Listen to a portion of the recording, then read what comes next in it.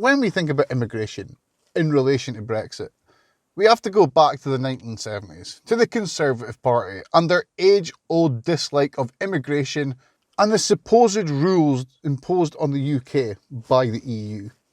Since the UK joined the EU in 1973, many Conservatives have spent their careers arguing that immigration is bad and we especially need to stop immigration from the EU. In the years that led up to the EU referendum, David Cameron tried to get a better deal on immigration between the UK and the EU.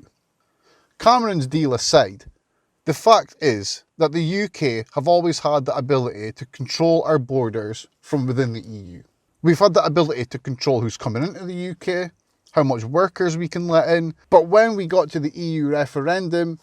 all this was ignored.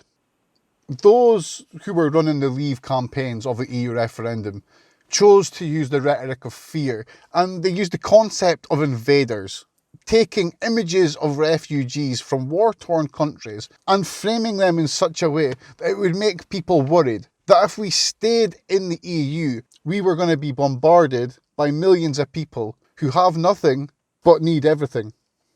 On the far right of the campaign, Nigel Farage produced his now infamous Breaking Point poster, which took an image of refugees being escorted to a refugee camp in Slovenia, then edited it to reframe the image and use it as this metaphor for a wave of refugees that are a dangerous force that could not be stopped. The Breaking Point poster drew its inspiration from a Nazi propaganda film, which used the same narrative and the same imagery of a line of migrants which trailed off into the distance. The official Vote Leave campaign